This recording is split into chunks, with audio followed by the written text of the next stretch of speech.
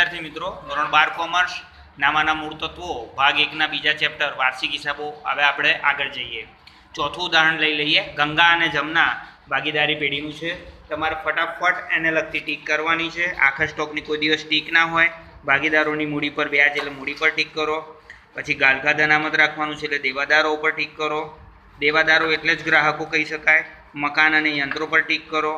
मकान अने यंत्रो मळी जाय। त्यार पछी उधार खरीदी चोपड़े नोंधेली नहीं एटले खरीदीने जेवी टीक थाय तो तरत ज लेणदारो पर टीक करो। त्यारबाद कमीशनना मळवाना बाकी है। कमीशन अहींया आगळ जमा बाजू देखाय तो ना होय तो कंई वांधो नहीं। अने त्यारबाद ऑफिस खर्च चूकववानो बाकी है तो ऑफिस खर्च पर टीक करो। रोकाणोनी किंमत आटली नक्की थई छे एटले रोकाणो पर टीक करो। एक कर्मचारीने लोन आपी दी तेने पगार खाते भूलथी नोंध्यो छे एने टीक। अने छेल्ले वहेंचणीपात्र नफो। Now start. उपाड उपाड जे पण आपवामां आवे अने अहींया ध्यान राखो अहींया चालू खाता आपवामां आव्या छे। ज्यारे चालू खाता आपवामां आव्या होय तो उपाड मूडी खातानी उधार बाजू न मूकता चालू खातानी उधार बाजू मूकजो। खरीदी व्यापार खातानी उधार बाजू इनर कॉलम। माल परत ध्यानथी सांभळो आ हमेशा वेचाण परत होय। खरीदी हमेशा उधार होय तो खरीद परत हमेशा जमा होय तो वेचाणमांथी बाद करजो 100600। त्यारबाद मालनो स्टॉक शरूनो आपवामां आव्यो छे 16000। पगार 18,000 नानू खातानी उधार बाजू। ऑफिस खर्च 9,000 नानू खातानी उधार बाजू। आवक माल गाड़ाभाड़ू व्यापार खातानी उधार बाजू। जावक माल गाड़ाभाड़ू नानू खातानी उधार बाजू। गालखात फॉर्मेट में नानू खातानी उधार बाजू। देवादारो पाका सरवैया में मिलकत लेणा बाजू 67,000 तमे जोई शको छो आरएमएटिक करी। त्यारबाद लेणी हुंडी 2000। पाका सरवैया मिलकत लेणा बाजू हाथ पर रोकड़ 3,400 ये पण मिलकत है अपनी। बैंक सिलक पण 5,600 ये पण मिलकत है। रोकाणो अपनी मिलकत है। Inner column 14,000। त्यारबाद यंत्रो 30,000 अने मकान 24,000 आपणे जोई लीधा। हवे जमा बाजूनी बाकीओ पर जईए। मूडी खातानी बाकीओ 30,000 ने 36,000। आउटर कॉलम पाका सरवैयामां मूडी देवा बाजू 12 ज काढी लो। चालू खाता बंनेनी जमा बाकीओ आपवामां आवी छे 3,000 अने 2,400। त्यारबाद वेचाण 1,84,000 व्यापार खातानी जमा बाजू।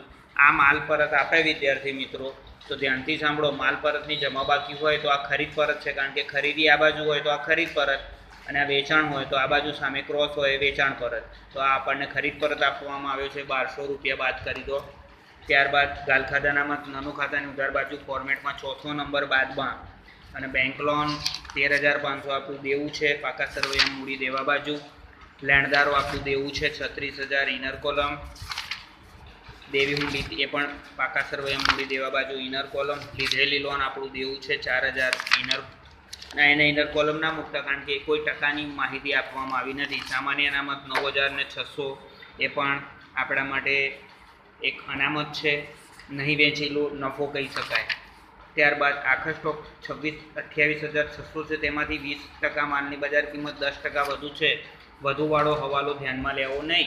28,600 बे एंट्री आ हवाला चालू थया। एक एंट्री व्यापार खातानी जमा बाजू। बीजी एंट्री पाका सरवैयामां मिलकत लेणा बाजू। मूडी पर व्याज आपवानुं छे। मूडी हती 30,000 ने 36,000 एना पर 5% 1,500 ने 1,800 तो अहींया तमे जोई शको छो चालू खातानी जमा बाजू 1,500 ने 1,800। ज्यारे चालू खाता आपवामां आव्या होय तो मूडी पर व्याज उपाड़ पर व्याज बधी एंट्री चालू खातामां आपवी। दरेक भागीदारने वार्षिक 2,000 बोनस आपवुं। भागीदारो 2 है तो नफा नुकसान फाळवणी खातानी उधार बाजू। भागीदारोने बोनस गंगा ने जमुनाना 2,000 4,000 आउटर कॉलम। आ 2,000 रुपया बंने भागीदारोने चालू खातामां जमा बाजू। त्यारबाद गालखाद अनामत 3,000 राखवानी है तो देवादारोमांथी गालखाद अनामत बाद करो। 67 मांथी 3 जशे 64,000। नवी गालखाद अनामत 3,000। 3 ने 4,400 4,400 थी 6,000 आ तमारा माटे फर्स्ट टाइम आव्युं। माइनस आवे तो ए रकम 1,600 तरत ज नानू खातानी जमा मूकजो। आम तो मोस्ट ऑफ केस में अहींथी रकम अहीं आउटर कॉलम निकळे पण जो माइनस आवे तो नफा नुकसान खातानी जमा बाजू सामे गालखाद अनामतनो वधारो सामेथी लाव्या अने अहींया लखवानुं गालखाद अनामतनो वधारो सामे लई गया। सामे एटले नानू खातामां जमा लई जवाना। देवादारो पर 5% अनामत ऊभी करो। 64,000 ना 5% 3200 एटले 60,800 अने 3200 रुपया नफा नुकसान फाळवणी नफा नुकसान खातानी उधार बाजू 3200 रुपया बतावी देजो। त्यारबाद मकान अने यंत्रोनो घसारो 10%। फटाफट पाका सरवैयामां जता रहेवानुं। 24,000 में 10% बात करो, 30,000 में 3%, 2400 और 3,000 की बे एंट्री। વ્યાપાર ખાતાની ઉધાર બાજુ માલને લગતા ખર્ચા હોય અને નાનું ખાતાની ઉધાર બાજુ આ ઘસારોની બધા ખર્ચા અહીંયા મૂકવાના. ત્યારબાદ 4000ની ઉધાર ખરીદી ચોપડે નોંધેલી નથી. ગુજરાતીમાં એકદમ સ્પષ્ટ કહીએ તો નહીં નોંધેલી ખરીદી, તો ખરીદીમાં પ્લસ કરો નહીં નોંધેલી ખરીદી. જેવી ખરીદી વધે તો તમારા લેણદારો વધે છે 4000, તો 36 ને 4 40,000.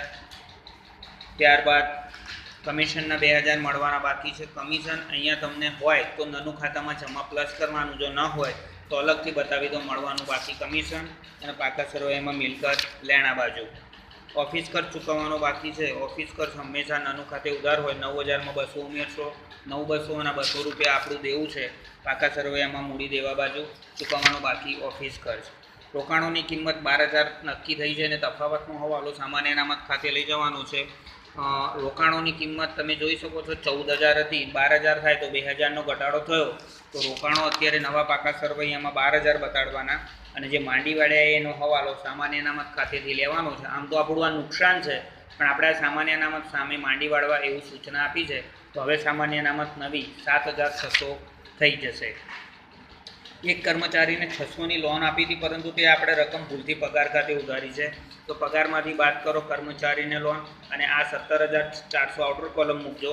600 રૂપિયા આપણે જ્યારે કર્મચારીને લોન આપી હોય તો આપણે એના પ્રત્યેનું લેણું છે પાકા સરવૈયામાં મિલકત લેણા બાજુ. છેલ્લો હવાલો હમણાં પછી જોઈએ. ફટાફટ વિદ્યાર્થી મિત્રો વ્યાપાર ખાતું બંધ કરશો તો વ્યાપાર ખાતાનો સરવાળો 2,11,000 થશે. 2,11,000માંથી તમે અહીંયા જોઈ શકો છો 2,11,000 માઇનસ 16,000 માઇનસ 1,06,800 માઇનસ 3,000 એટલે 85,200 કાચો નફો મળશે. નાનું ખાતે જમા લઈ જવાનો. તો તમે જોઈ શકો છો નાનું ખાતાની જમા બાજુ 85,200.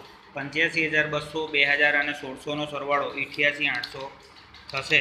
એમાંથી બાદ કરવાના છે આ બધી જ રકમો એટલે 49,100 આવશે. વિદ્યાર્થી મિત્રો શાંતિથી મેં જે ટીક કરેલી છે તમે જોઈ શકો છો એ રકમ તમારે ગણવાની અને બાદ કરતા તફાવત 49,100 આવશે. એ ચોખ્ખો નફો નફા નુકસાન ફાળવણી ખાતે લાવવાનો. 49,100માંથી એક તો 3300 બાદ કરો, 4,000 બાદ કરો એટલે રકમ આવશે 41,800. તેઓના વચ્ચે 3:7ના પ્રમાણમાં એટલે ગુણ્યા 3 અને ભાગ્યા 10 એટલે 12,540. 41,800 ગુણ્યા 7/10 29,260. આ એમને 3:7ના પ્રમાણમાં આપણે વહેંચ્યા કહેવાય.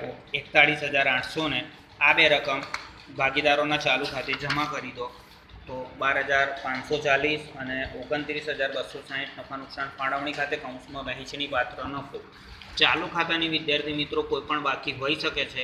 આપણે આ દાખલામાં જોઈ શકીએ છીએ કે બંનેની જમા બાકી જ આવશે, કારણ કે જમા બાજુનું ટોટલ વધારે છે. જમા બાજુના ટોટલમાંથી ઉધાર બાજુના ફક્ત 12,000 બાદ કરવાથી 19,040 માઇનસ 12,000 બાદ કરવાથી 7,040 બહાર લઈ ગયા અને આના 35,460 જે જમા બાજુનું ટોટલ છે એમાંથી 12,000 બાદ કરવાથી 23,460 ચાલુ ખાતાની બાકીઓ છે.